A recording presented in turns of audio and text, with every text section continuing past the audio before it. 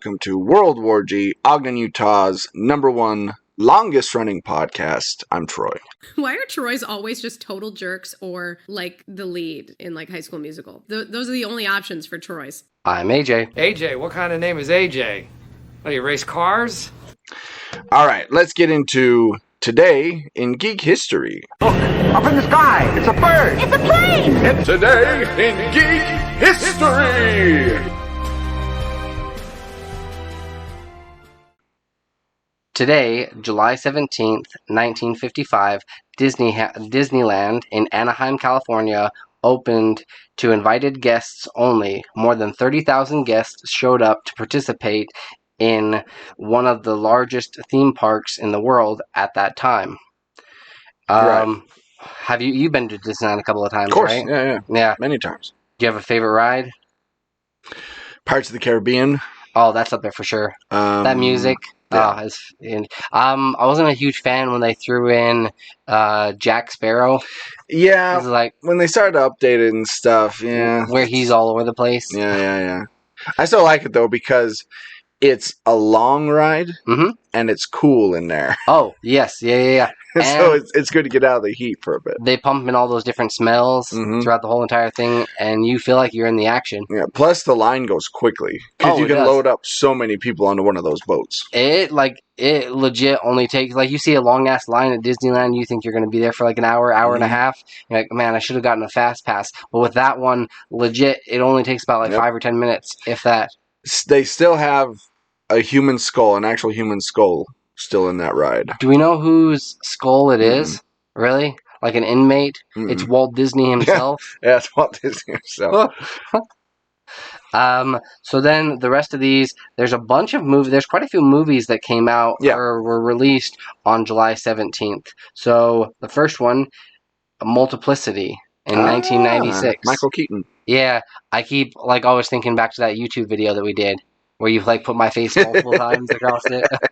Yeah. The Mask of Zorro, 1998. I was in Oregon when I saw that. That's such an underrated movie. Like, it's one of those ones that you forget how much you enjoyed it. It was pretty fun. Oh, it's great. Yeah. The only thing that like took me out of the whole movie is when he's riding down the shovel and fighting people. Right. Well, he had to get down the mountain somehow. Yeah. Yeah, it was a little like, okay. Guess we got to throw in some extreme sport type of thing. It was 98 after all. It didn't look great or that realistic.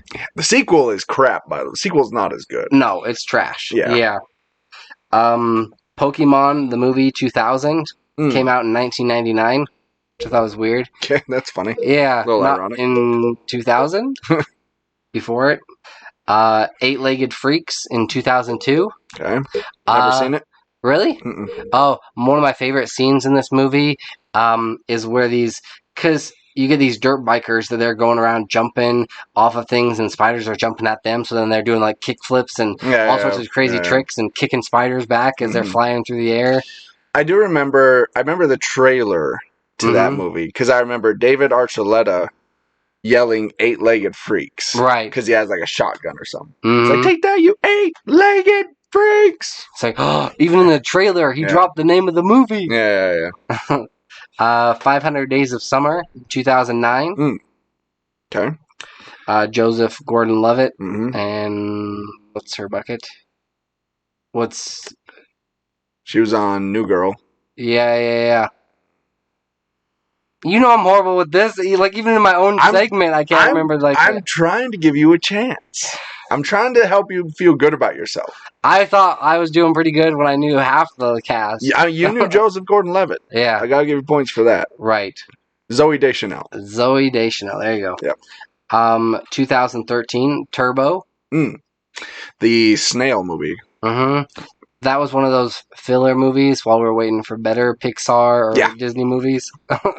What I remember about Turbo, I was working down at the Megaplex at the time, and one of the ads for it, or one of the promotional items we got, was a giant snail. And we had that in that theater in the back rooms for years. They may still have the plastic snail. Yeah, like it was a legit, actual huge. Yeah.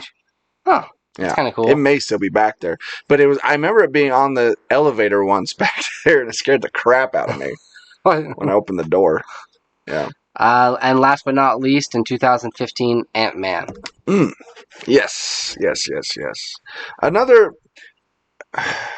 Not filler, but No, it's. I don't want to say forgotten, but one that doesn't often get thought of when you're thinking of like Marvel movie. the best MCU movies. But Right. it's really good. Yeah. Because I think when people think Ant-Man, they think, oh, he was in the Avengers movie, he was in Civil War. Yeah. And it's like, oh yeah, he had his own film. He has two. Yeah. About to have his third one. Yep. Yeah. Oh, I just realized I have a recommendation. Oh, really? Or not a recommendation. Another thing you've seen? Yeah, a reconsideration. There you go. That's what it is. So I'm gonna write that down real quick. Fair enough. But yeah, that wraps it up today in Geek History. All right, so let's get into this week in Geek. This weekend. Geek.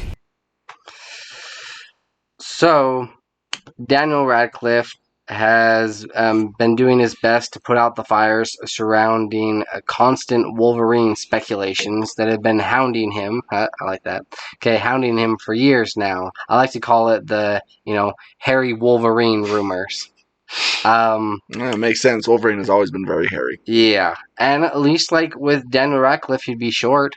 That's true. He's comic book accurate. Yeah. As far as the height goes. Not size goes. No. But he couldn't have perceived that Sandra Bullock would also throw in her 2 cents about this. They were co-stars on The Lost City. Mm-hmm. And while they were doing this press circuit for the movie, Harry Potter star Daniel Radcliffe had been asked with this again, and she chimed in and said, "Wolverine people because she was wondering because it'd been all over Twitter, and Daniel Radcliffe, he had this to say." No one's asked me to really, just like on Twitter and whatnot. Which then Sandra Bullock chimed in and said, "Wolverine people, can you please just fucking cast him? Just do it. Stop tiptoeing around it and having people ask at press junkets. Just cast the man." And they in this article, they also have a couple of pictures as far as fan art goes. Yeah. They don't look half bad, but they don't really look great. No. And as much as I have seen a lot of his movies and love him in them, I feel like he needs to stick more with indie kind of random quirky TV shows and movies. It's not good casting at all. No. I don't know how this rumor got started or where it got started, probably on Twitter. Mm-hmm. But no, it's crappy casting. Yes, he is short, so it's good. But he would have to gain 150 pounds of muscle. Right. If he wants to even come close. To being that big. Yeah. Plus, also, you do have to be kind of a good actor to do it, so there's that going against him. Okay. He's good in certain stuff. In certain things. When he's given certain things, he's good. But yeah. he's got some rough spots. I'll give you that. There was a couple of where he was what was the TV show where he was helping God in the first season? Oh and yeah, kind of changed. I can't remember. Well, I'll say this. Let me amend. It's not that he's a bad actor. He's a very one-note actor. He gets typecast quite a bit, yes. And it's his own doing. Yeah. Maybe he wouldn't have to put on 150 pounds, but That's he'd have to. Way too skinny to be Wolverine. Yeah, I mean you can be cut, sure, but Wolverine is bulky. Wolverine's he's like a tank. Well, Hugh Jackman, I mean, he was big, but Hugh Jackman's also 6'4". I mean 6'2". I think. I mean, look at Hugh Jackman in which one was it? The Wolverine. Yeah, how big he got. Yeah, he got pretty jacked for it. Yeah, I'll give you that. Because I'm only saying that because the MCU, they tend to try and be very comic accurate when it comes to casting their people in certain roles. So Right. I just don't see him casting Daniel Radcliffe. See, you've That's got, all. like, besides Harry Potter, you've got Swiss Army Man, Yeah, Guns Akimbo, yeah, The Jungle, yeah. Horns. That was the TV show I was talking about. It's Miracle Workers. Now You See Me Too, which I thought was like a funny cameo. Victor Frankenstein, that was trash. The best movie that I think that I've seen him in, Imperium. He played that undercover agent that went into that Ku Klux Klan. Yeah, I never saw that. Oh, it's like he gets put into some crazy ass situations where he's kind of forced to be racist and has to play along with these guys, like to keep his undercover. Yeah. Well, and that's the other thing. He does mostly these weird indie movies. Lost City was like the first big one, but that was just on Netflix. But it was in theaters too. Was it? I saw it in theaters. Yeah. Okay. For like a week before it dropped on. Yeah. It's like similar to what they've done with a couple other that zombie movie. Actually, it might still be down in the Megaplex. Really? Like I think it may still be there. Okay. But yeah, he's there's a lot that would have to go into playing Wolverine. I mean, not just to getting in shape, but you have to come off as brutal, as fierce, as intimidating, as mean. And Daniel Radcliffe, no, not so much. So do you have somebody else in mind that you'd like to see that's closer? Jensen Ackles, who just played Soldier Boy in The Boys. Yeah. The way he looks in that, like, he'd be a good Wolverine. He looks pretty rough. Yeah. And yeah. I could see that. I don't even know how tall he is. I don't know. I don't think he's over 6 foot. I remember seeing him at FanX one time. He's not that tall, I don't think. Let's see. But yeah, just watching him in The Boys, and he was scruffy, he had the beard. He just looked the part. I think I even mentioned it on Facebook. 6'1". Oh, he's 6'1". Oh, okay. Well, another Hugh Jackman. Yeah, I'm trying to think of somebody else that could do it. No, like later on, like in one of the last episodes of Soldier Boy, yeah, he straight up looks like Wolverine. Yeah. 100%. Yeah. It was kind of a... Well, you have to almost like... They had to have done like other movies where they played like kind of a tough badass. Right? Yeah. For you to kind of see, oh, I can see that jump. Yeah. Well, but like, had Hugh Jackman really done anything like that beforehand? No. Musicals? Yeah, he was doing musicals. But, I mean, I think it was... He looked a lot like Wolverine. Like, his face looks as soon a lot as you more say like Wolverine, I immediately picture him. So now... Yeah. I think there's got to be somebody out there, like an unknown or something, or somebody who's in the indie scene that could do it. Tom Hardy would have been a good choice. Right. I don't know if maybe he's a little aged out of the part now.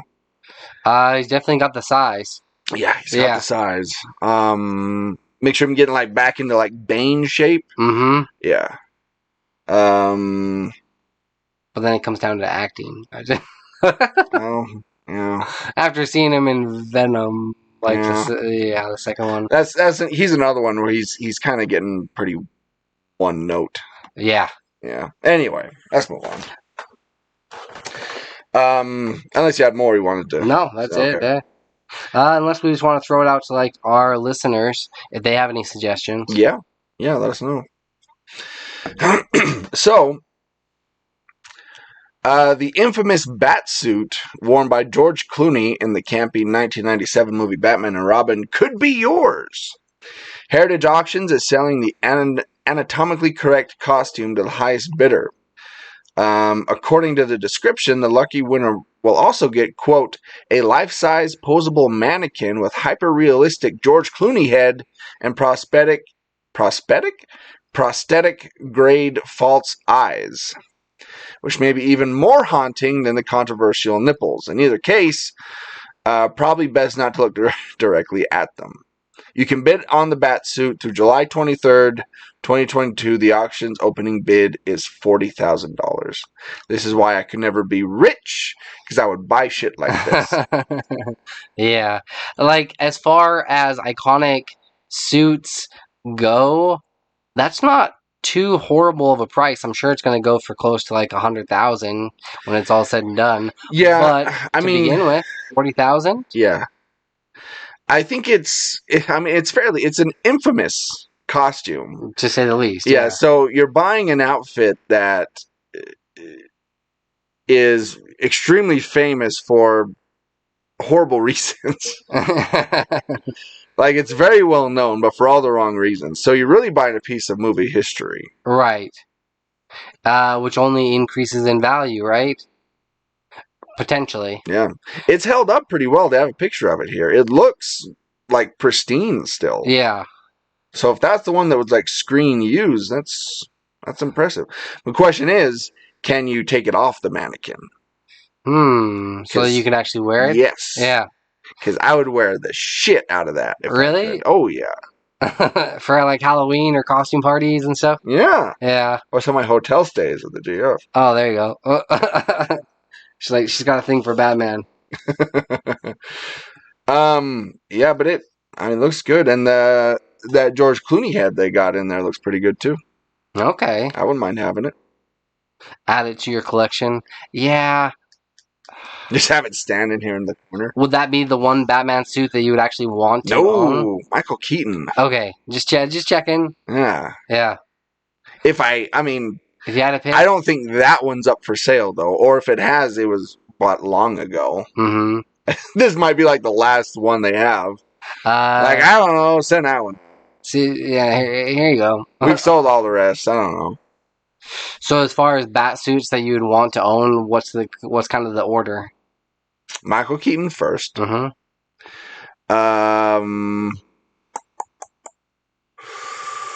Actually, I'd like to have, let's see. Christian Bale. So the bat suit from the first Batman, 89. Mm-hmm. Then the bat suit from Batman Returns, because they're different. Yeah. Then Christian Bale's from... I think the one in Batman Begins is better than the one in The Dark Knight, personally. Mm-hmm. I like it better. Yeah. It's less glossy, it seems like. And then maybe the one from The Dark Knight and Dark Knight Rises. Then... Oh, Ben Affleck's suit, though. His does look pretty legit. His is cool looking. Yeah. And that's like actually one that I think that I could probably fit into. Right, yeah. Some of these other guys are a little bit like taller or skinnier. Yeah, and they're pretty lean and yeah.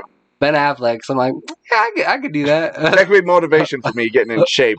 Just stare at Michael Keaton's bat suit and like, oh, one day I'm gonna fit in this. As like the Eye of the Tiger plays in the background. Yep. Dun.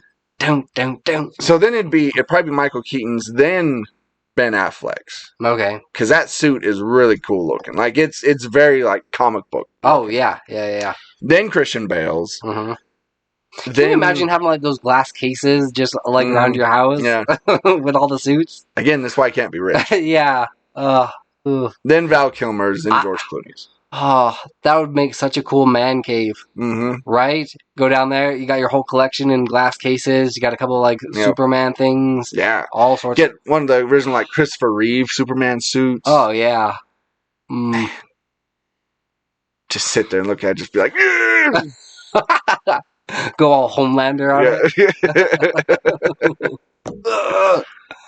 it. Have my very own hero-gasm party with that. Which that wasn't as bad. Like that was completely marketing. That wasn't as bad as I thought it was going to be. Like the worst part was where Mother's Milk or whatever, like he gets hit in the face. Not just the face, everywhere. Yeah. Yeah. Damn it! You need to finish the last episode or so I can like talk to you about it. There's some cool parts I want to talk to you about. All right. So Hasbro, speaking of comic books and comic book characters, Hasbro will let you put your face on a Power Ranger or Black Panther or Spider-Man for only $60.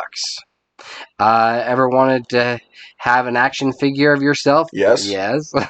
That's the whole reason I would buy a 3D printer, is Right. just to do that. Yeah.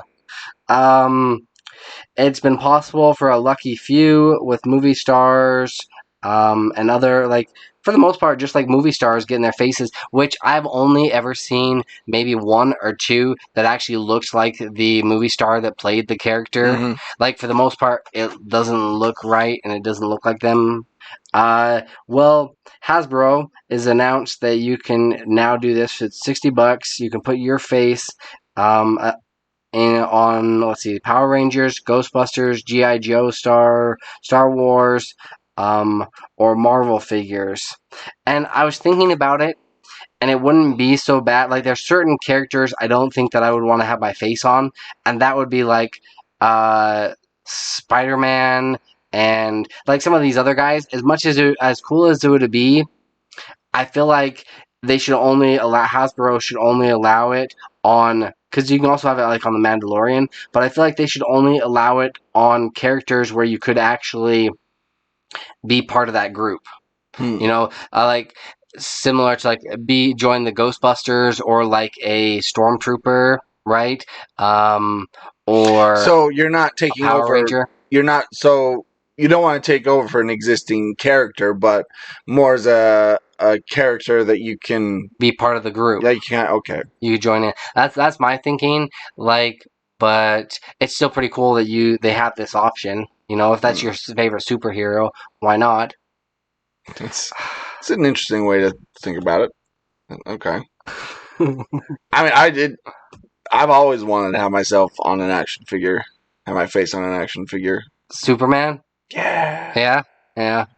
Unfortunately, I don't think Hasbro does DC figures. No, the ones that they've got. Okay, so the Mandalorian, a Stormtrooper, X-wing pilot, Rebel Princess, Black Panther, Black Widow, Spider-Man, Iron Man. Let's see, female rookie, male rookie, Or Ghostbusters. yeah. Snake Eyes, Scarlet, Red Ranger, or Pink Ranger. Those are the different options. Out of those ones, go Mandalorian. Yeah, I'd love to do Mandalorian. Yeah, Either Mandalorian. I think you could pull off like a Tony Stark. Iron Man would be kind of cool, especially if you had to like send in your 3D face of it. Mm-hmm. Or Red Ranger. I think those three would be cool. Okay. Yeah. Mandalorian, I think X-wing pilot or a Ghostbuster for myself. I mean, is that almost sacrilegious to put your face on Black Panther? Yeah. Yeah. That's a little. Yeah. Not just because like we're Caucasian, but I'm saying just like because for all the reasons. Yeah, there's a lot of reasons. Yeah. But it'd be weird to do the Snake Eyes one. Mm-hmm. Because it's just like your head on like a ninja body. Right. It's like Snake Eyes works because he has the mask over with the visor, so you can tell that it's Snake Eyes. You look at that figure, you're like, what is that? It doesn't stand out as much as some of the other characters. Where you're like, that's Iron Man. Oh, that's Spider-Man. Yeah. That you're just like, oh, your face is on a ninja. A ninja figure? Okay. It's like, no, that's Snake Eyes. Like, no. Well, even Black Widow. Yeah. Her suit just kind of looks like a run-of-the-mill. Pretty generic, yeah. Mm-hmm. Yeah. But it's not even available yet. No. This whole thing. Apparently it's not available till the fall. Yeah. And it's only available in the U.S. So for those listening outside the U.S., sorry. Apologies, but... Move to America. Yeah. That's why you move to America, so that you can get your face on an action figure. Tell you what, if you send me $120... Yes. And your picture, we'll split that, so the cost will be for you getting the figure. One? Yeah. And then a little bit for shipping. I'll keep the rest. There you go. Oh, I like this. way to monetize Hasbro's. That's right. Yeah. Free market capitalism, baby. At its finest. Okay. Continuing on with toys, Yes. Lego has just announced that they have a full Lego set of The Office. Michael Scott and Company make up the latest Lego ideas submission to go from fan concept to official Lego item. The Office 1,164-piece set measures over 3 inches tall, 12 inches wide, and 10 inches deep. Same. It features the iconic Scranton office and all its employees. Designed for ages 18 and up, the collection recreates the series' main work area that includes the reception area, Jim and Dwight's desk island, and Phyllis and Stanley's desk island. In addition, you can also construct Michael's office, which even slides out so you can display it by itself, the conference room, and more. I do like this quite a bit, and I love that they're in these iconic poses, and they've also got like memorable things. Like you've got Kevin with his beans, Phil with his pretzel, Stanley with his pretzel. Stanley with his pretzel. Yep, Kevin with his chili. What do they have Dwight doing? Where is Dwight? He's just sitting there at his desk. See, my one gripe with it is they don't have the complete office area. Well, that's where your creativity comes in. Yeah. Because, I mean, you've got Kevin over, like, by the receptionist area, and, like, I know you can move him wherever you want, but I'm just saying, like, it doesn't even have that back little cubicle where Kevin even sits, or the whole accounting department. Yeah, because the accounting department is right next to reception. It's right on the other side of reception. So, yeah, they don't have that. Plus, they don't have, like, the break room and the annex and all that stuff, you know. Playing basketball down in the warehouse. Right. They need a warehouse set. Yeah. Perhaps like in, I don't know if they would do that, but like in the future where you've got like these other things that can connect to it, you can kind of connect more. Yeah. See, now we were talking about this last episode with the Bowser figure where it didn't look like a Lego. These look like Legos. This does. This is a Lego set. Yes. And it's fantastic. I'm very tempted to buy this one. And comes with 15 figures. 15 minifigures. So the entire cast. Yeah. Yeah. I'd really like to have this one. I'd really like to have that friend set I talked about before. Do you have a favorite episode of The Office? There's been a lot of memorable Obviously, moments. the dinner party. Classic. Oh, yeah. Where he's like, I just stand in front of my little TV. Like, right? I love the pie episode. I think that one's really, like, where they go on that road trip / adventure excursion. Oh. And then they want to go get, like, pie. The work bus? Yeah, but it's not really about pie, you know? Yeah. I like that one. Yeah, that was one of the later seasons. As far as, like, earlier seasons go, man, there's a lot to choose from. Right? I mean, for, like, the first 4 seasons, like, every episode is just solid. I know lots of people say it's really hard to get into The Office, like, the first season, because they're trying to find their own footing. Yeah. I actually don't mind those first, like, 6 episodes. I think they're fine. Yeah, I don't mind them either. It's kind of part of the whole charm. Yep. Yeah, Steve Carell's had an interesting career. We'll have to talk about it sometime. Oh, yeah. It's weird. Like, since The Office, it's kind of been, like, hit and miss, and, like, he has these, like, gems in the mix, and then it goes all strange. Yeah. So, an American tourist fell into Mount Vesuvius, an active volcano in Italy, after trespassing and taking a selfie, officials say. A 23-year-old man who dropped his phone and tried to retrieve it after the selfie fell several meters into the ash of the crater before being saved by nearby park officials on Saturday. He survived with only minor injuries. The man who has not been named allegedly walked onto unauthorized part of the path, and so like he went up there. He was like going up there further, and there was like this like park ranger that happened to look over and see, hey, there's a couple of people up there. They're not in an area where they're supposed to be at all. So then they started heading up that direction, and thank goodness they did, because they quickly got to him before he ended up dying. Like, because I imagine that ash is still pretty damn hot. Yeah. Right? I mean, they say it's still an active volcano. Right. Yeah.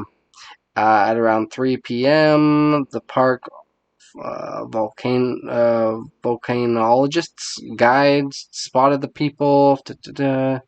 Yeah, that's all for a selfie. And it's funny is because they show all these different pictures of the volcano itself and like the surrounding area, but they don't show the selfie. I want to see the selfie. Yeah. I want to see the before and after, like him, and then like how he got mangled. Mm-hmm. What an idiot! Yeah, what an idiot. Although I do have one selfie that I almost like ended up dying myself in Mexico. Right. Yeah. Tell me about that. Have you ever taken any sketchy selfies or been like playing Pokemon Go and got yourself into a little bit of trouble or a pickle? No, I can't remember the last time I've been in a pickle. Yeah. Dill or bread and butter? No. I'm trying to think of any other like situations. I mean, I'm not a big selfie taker anyway. Yeah. So I wouldn't find myself in that position. Mm-hmm.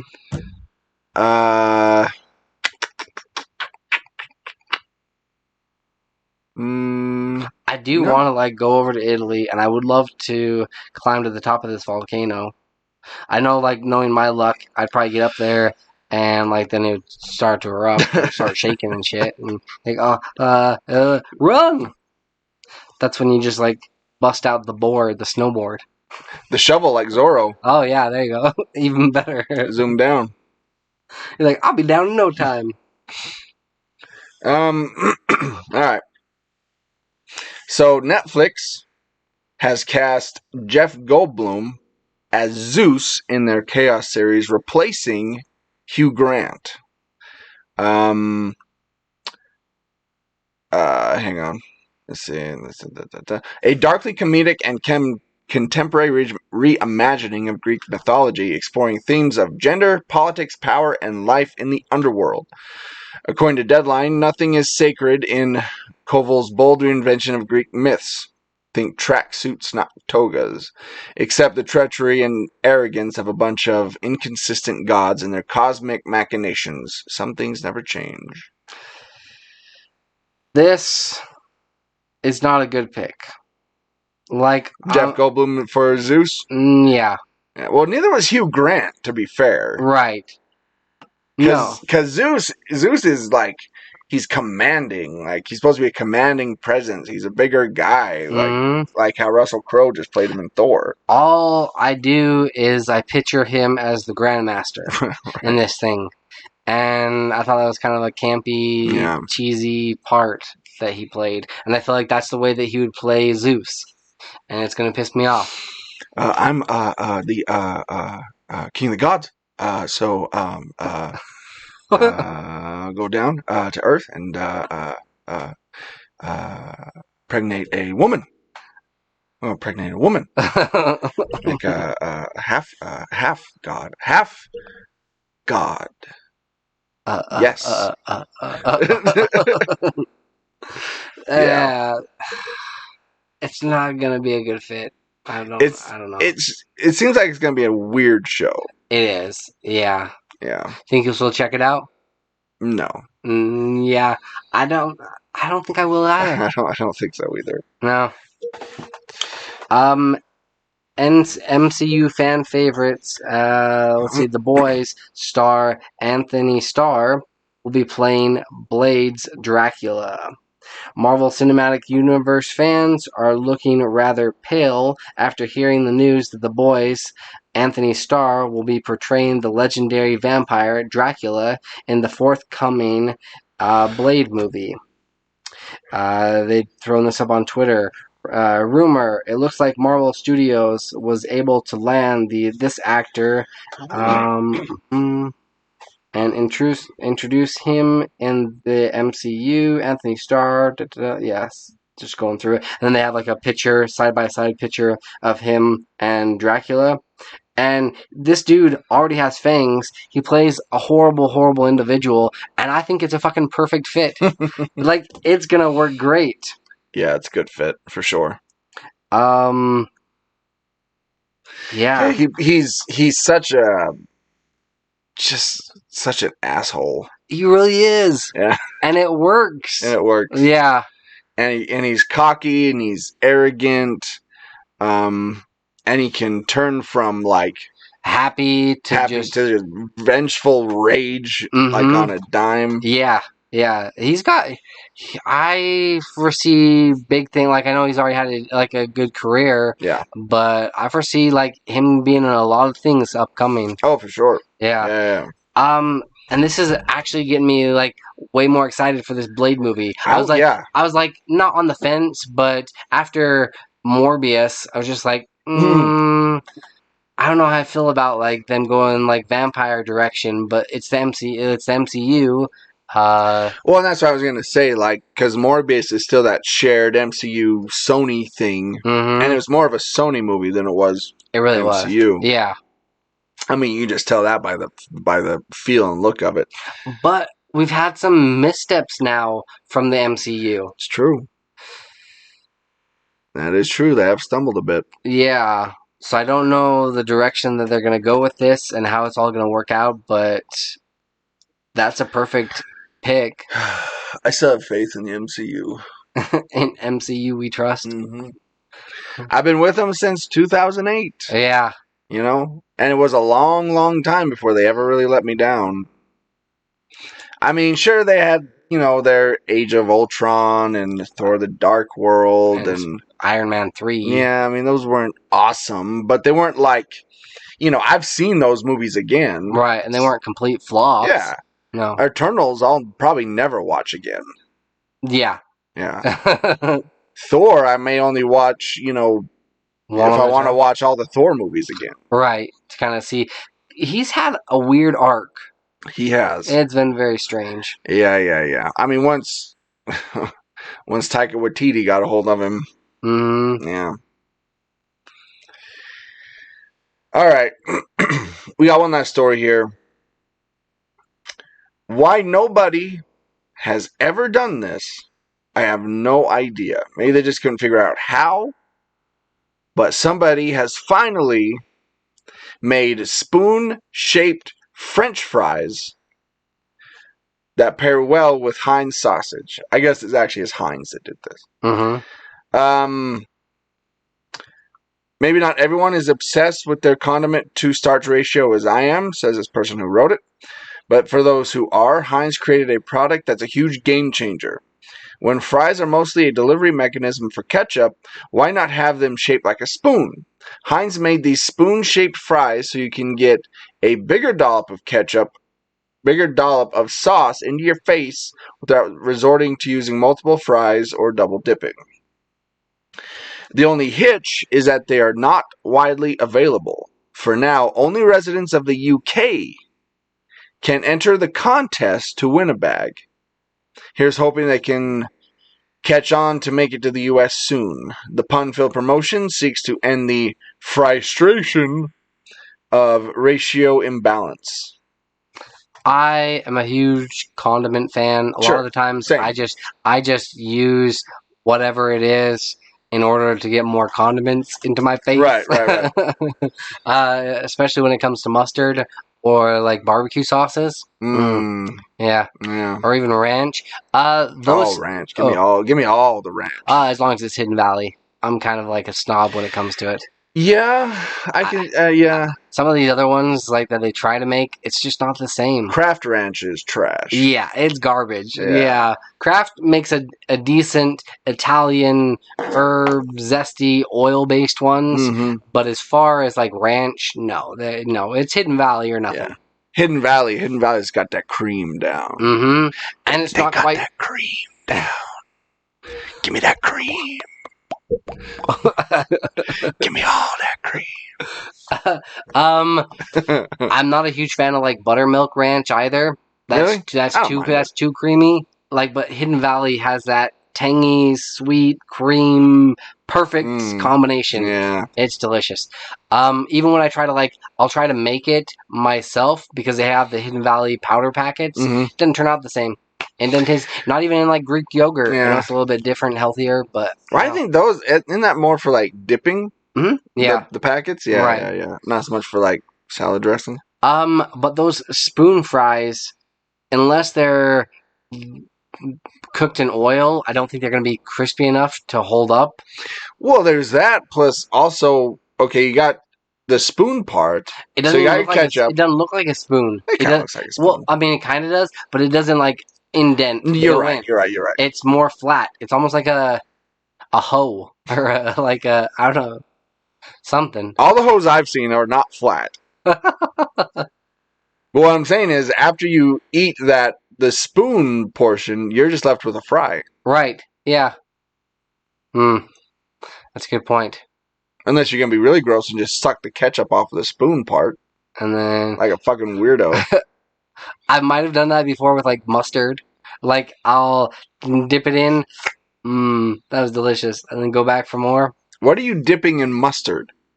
Fries? Fries. Really? Oh, I love it. Yeah. Mustard, yeah.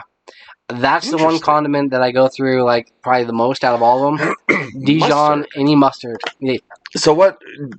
Because when I'm doing mustard, I'll do maybe a hamburger or a hot dog or something like that. Like we've had same. I hate ketchup. Really? Yeah, I'm not a fan of it. Even Heinz, like it's all right. I might put it a little bit on a burger, but anything else, no. Okay. Yeah. So where other people would use ketchup, you're using mustard. That's why you're going through it. So yeah. Oh, gotcha. Yeah, ranch used to be.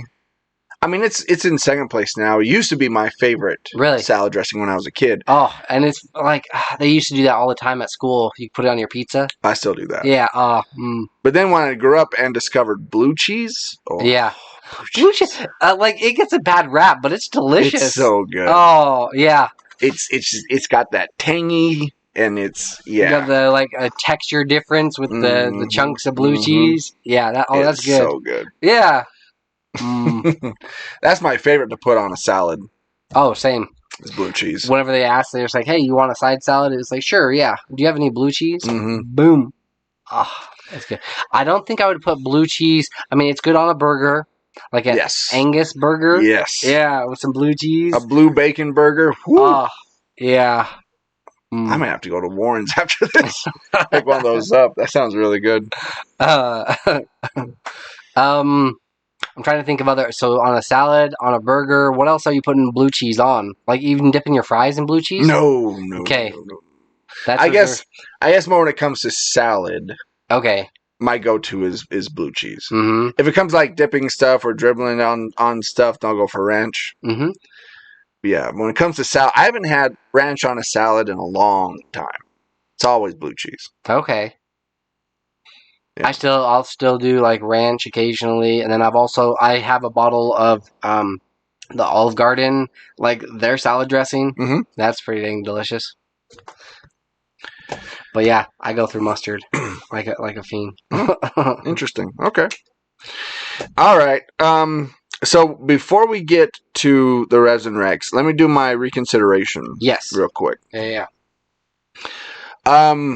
So I've been going back and trying to watch a bunch of... Well, my original plan was to watch all the Disney animated films. Right. That task hit a wall once I got to Fantasia. Which is the third one. Because it was a slog to get through Snow White and Pinocchio. Right. Yeah. I know those movies are classic. But they're boring. Anyway. So I thought, all right, let's go back and let's watch something that maybe I haven't seen in like the last 20 years, or at least haven't seen in a long time. Right. I came across one that I don't think I actually ever saw, and it's fairly modern. Okay. Kind of. Treasure Planet. Yeah. Dude, that's one of my favorites. Yeah. I don't think... The soundtrack... Yeah. It's better than it should have been. Like, I was working at the Point Theater when Treasure Planet came out. Because it came out in 2002. And I remember it coming out, and I think Joel and I went to our own little private screening, but I think we just ended up screwing around and not actually watching it. Mm-hmm. So I actually sat down and watched it, and it's not bad. It's pretty fun. Like, it, obviously it's a take on Treasure Island. Right. The Robert Louis Stevenson.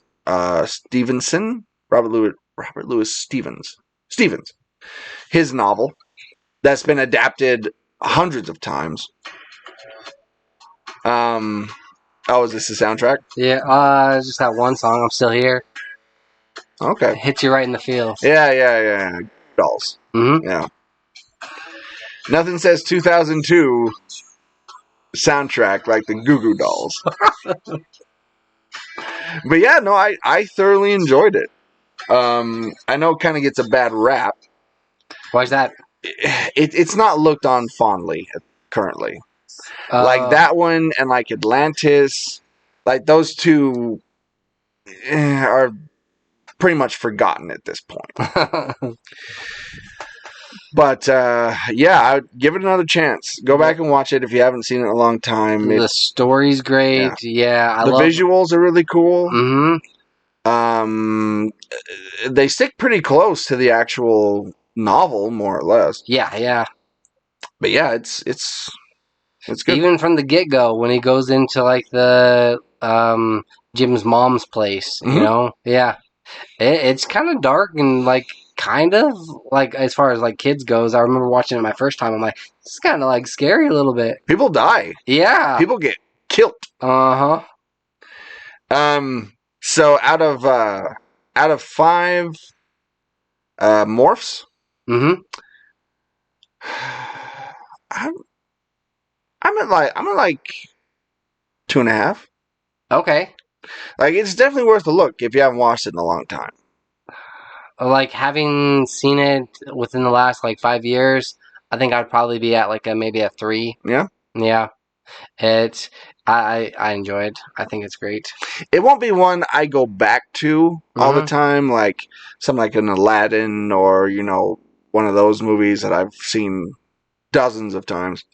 Right. This one, like, they rely more like rather than coming up with their own original songs, it relies more on like the soundtrack, of other people's. Which at songs. the time was kind of jarring because I think that was one of the first ones that they really did that. Now it's kind of standard, to right? Have, a pop star do your, big song, but yeah. That's a good for your reconsideration. Yeah. Like, just after talking about that, I really want to, like, get some sort of a blue cheese salad and, like, go watch it. Sit down and watch Treasure Planet. With a big-ass bowl of mustard. That sounds like a night. I do also, this is a weird confession, with, like, Wheat Thins or Triscuits, I'll put, like, a thing of mustard, a lot of it. Like, an unhealthy amount of mustard. Wow. Okay. Learning all sorts of weird things. You really like mustard. I do. All right. Fair enough. So, the film that I ended up seeing... Oh, man, because I was looking up something else. Minions, The Rise of Gru. Yes. Now, this takes place in the 1970s. This is Gru as a child. You kind of like... I mean, I know you've gotten from the Minions movie that they've done on their own. You've got an origin story. Yeah. But at the same time, you also get a little bit more of that. What happens is Gru is trying to get inducted. He wants to join the Vicious Six. One of the members has, like, allegedly died, and he wants to take that spot. So he goes in there thinking he can get a good interview, and it doesn't go so well, but in frustration, he ends up stealing an item that they really want. And takes it, and then so he's got the Vicious Six like chasing after him. He gets kidnapped. The Minions are trying to catch up with him and trying to like rescue him, and it becomes kind of a rescue-esque mission. It's a lot of fun. I found myself laughing a lot more than I thought I would. Like it's pretty decent. And visually, it's pretty impressive. Yeah, I thoroughly enjoyed it. Out of 5 Minions, I think I am probably at 3.5 with this one. It's definitely okay. So one thing that you need to know is they do kind of like a Minions short / the movie starts right away. So you'll want to be in your seat. I'm talking like a minion now. Well, be your feet. You want to be in your Banana. seat before the movie actually starts, like during the previews, because it gets right into it. Oh, okay. Yeah, they don't waste any time with this movie, and that short kind of like connects everything together. Were you a fan of the Despicable Me films? The first one, Mm-hmm. yes, and then also the Minions movie. I thought that was pretty fun. Yeah, like it wasn't bad. The second one, nah. Yeah, this one, I actually found myself liking the Minions and Gru all over again. Yeah. It was pretty fun. Is it Steve Carell still? It is. Yes, okay. Correct. Yeah. Just playing like a younger Gru. Right. They definitely nailed the error as well, like the whole feel to it. Even the bad guys and the members of the Vicious Six, they had kind of like this kung fu kind of. I mean, they all had different abilities and stuff, but they had kind of that vibe to it. All right. So I'm gonna go see that today. Yeah, it was worth a watch. I'll grab my blue bacon burger, head to the theater, watch Minions. As you dip popcorn in mustard. Yeah. You've never done that, have you? No. Okay. No. I have lines. I was gonna say, my God, man. You jerk off with it too? Yeah, slather it up with some Dijon. I go all classy with that one. Dijon, yeah, of course. Grey Poupon, of course. Yeah. None of that. Like you can't waste the cheap Frenches on that. No. Oh, that would hurt. That would not. Yeah, that would not feel good. Yeah, mustard's a little spicy. Yeah, that would hurt. Yeah. Speaking of which, that just reminded me. So masturbating or the mustard? All of it. Okay. So my mom. What in the hell? All right. No, it was the mustard reminded me of this. Okay. So, 2 weeks ago, we were celebrating my brother's birthday, right? Right. And we had this big cookout. We had hamburgers and hot dogs, and my mom ate one of the hot dogs, and she was dying. Like it was like, oh, she was saying, oh, it's so spicy, it's so spicy. It was. I think it was like a Polish hot dog. Oh, okay. Yeah. Yeah. Which isn't spicy at all. No. But she was acting like she had just put like one of those atomic fireballs in her mouth or something. Yeah. Like I think I ate one. I ate hot dog hamburger, didn't even notice it. Right. She's over here dying, like sweating, like you're so white, Mom. Hashtag Mom so white. It was just funny. That's awesome. Yeah, I jokingly say that to like my friends, and it's like, man, you're so white. Like you even think, because my sister-in-law actually does think that like ketchup can sometimes be spicy. Really? Yeah. I'm like, okay. Unless it's got the like, maybe I could see that, and even then it's not that spicy. But they do have that sriracha ketchup. Mm-hmm. But that's not bad. Yeah. So the thing I didn't see any really movies this week, or really anything else, because it's been Prime Week. Yes. At work. For everybody else, it was Prime Day. For us, it was Prime Week. I thought about it, and I looked at a couple of different items, didn't see anything I really wanted, and I was just like, no, I'll save Troy. I'll save him one or two packages. I don't even deliver around here, but thanks. You're welcome. So, yeah, I've been super busy. So, what I did is I remember you talking about Batman Unburied. Yes. I thought, you know what, let's listen to that. I can take pretty much this whole day and just listen to the entire thing. So it's on Spotify. It's a 10-part podcast miniseries. Yeah. And here's a summary. A psychological thriller that takes listeners on a new journey deep into the mind of Bruce Wayne. Listeners are introduced to a Batman who is a forensic pathologist in his civilian life. working in the bowels of Gotham Hospital and bowels of people, and tasked with examining the victims of Gotham City's latest serial killer, the Harvester. Wayne has to investigate a series of dark twists and turns with some classic Batman villains and face his own mental demons in order to save the citizens of Gotham from the Harvester. So I listened to the whole thing, and what struck out to me is the cast is actually pretty good, because it's mainly made up of African American actors. Mm-hmm. Actually, I don't even know if they're all American, black actors. So, you have Gina Rodriguez as Barbara Gordon, Ashley Birch as Vicky Vale, Lance Reddick as Thomas Wayne, Tokes Olagundoya as Martha Wayne, Jason Isaacs as Alfred, who was Lucius Malfoy. Yeah. And then Winston Duke as Bruce Wayne. Let me talk about his performance. Yeah. So, him as Bruce Wayne, he's really good. He has a very deep voice. He keeps it very smooth. Right. You know, he keeps it very kind of under control. It's a good Bruce Wayne voice, and he's giving a good Bruce Wayne performance. When he goes full Batman, Yeah. it gets really goofy. Really? Yeah. I mean, I texted you and I said, I think we have a nomination for new nomination for goofiest Batman voice. Yeah. Which we've heard some bad ones in the past. I mean, Christian Bale. Yeah. In The Dark Knight. But I'm like, all is forgiven, Christian Bale. Yeah. Because here's why. He's making a choice, and that's what acting is. It's just a series of choices. But the choice he's decided to make is...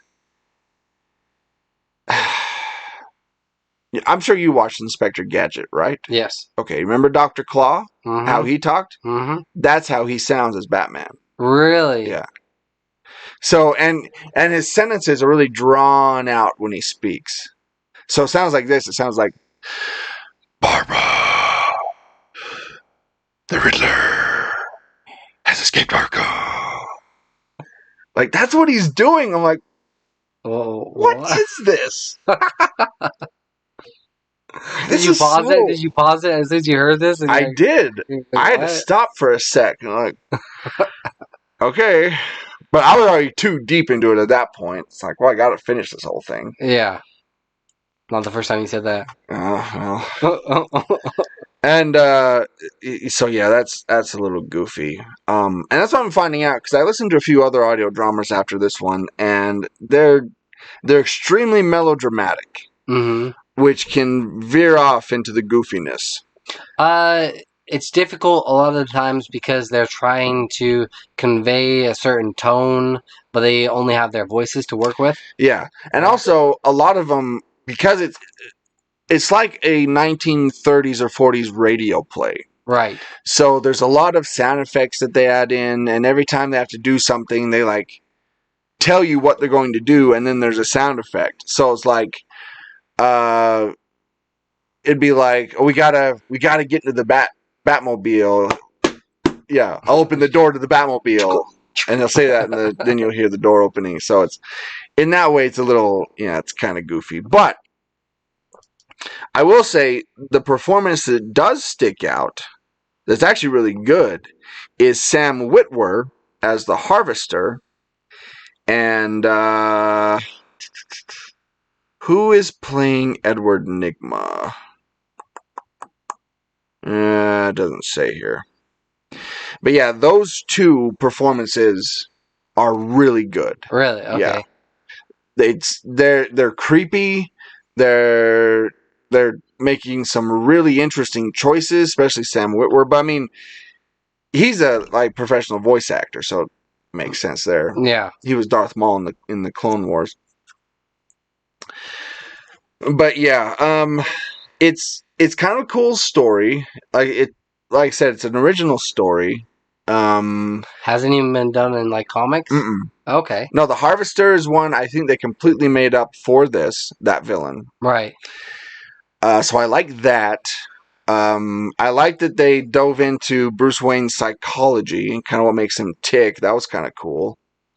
It'll be interesting to see if they actually use like the Harvester in film form going forward. You know, and like how we got Harley Quinn came from the animated series. Mm-hmm. You know, then we'd get the Harvester, and like he becomes like the new like Joker, but we got him from this mini series. That'd be kind of interesting. As far as like an origin goes. I was gonna say it'd be a little tough at the moment, but yeah. Not to give too much away. So I liked that they created this new villain. I also liked that they stayed away from the Joker completely. Okay. There's no mention of him. Nothing. Yeah. They Arkham didn't. Asylum? Yes. They didn't mention that? No. Oh. Well, Arkham Asylum, yes. Okay. They mentioned that. And that's why I was expecting, oh, okay, here comes the Joker. But no. There's no Joker. You can actually do a Batman story without the Joker? Yeah, how about that? What? Yeah. No way. Shut the front door. And I bet you could do a Superman story without Lex Luthor. Just saying. I know it's I don't know. That might be a reach. Crazy opinion. Yeah. So, altogether, as a whole, out of 5,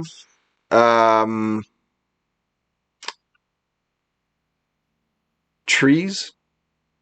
Okay. Yeah. I would give it,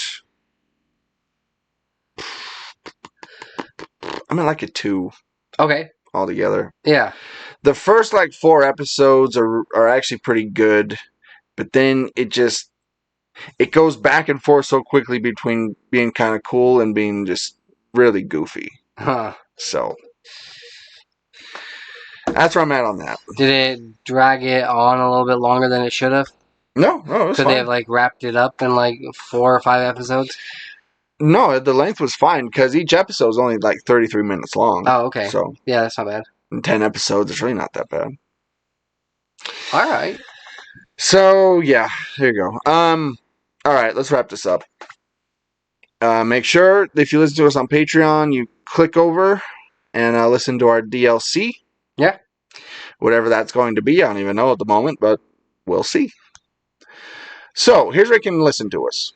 You can hear all of our episodes, plus our bonus DLC episodes at patreon.com/WorldWarG. Or you can listen to just the episode at worldwarg.podbeam.com or wherever you download podcasts. If you'd like to follow us on social media, you can find us at facebook.com/WorldWarG podcast. If you'd like to purchase our merchandise or purchase some merch, you can head to worldwarg.myspreadshop.com. Also, if you'd like to show your support for the podcast, the best way to do so is to rate, review, and share us. So, this has been World War G. That has been AJ. That has been Troy. Stay geeky.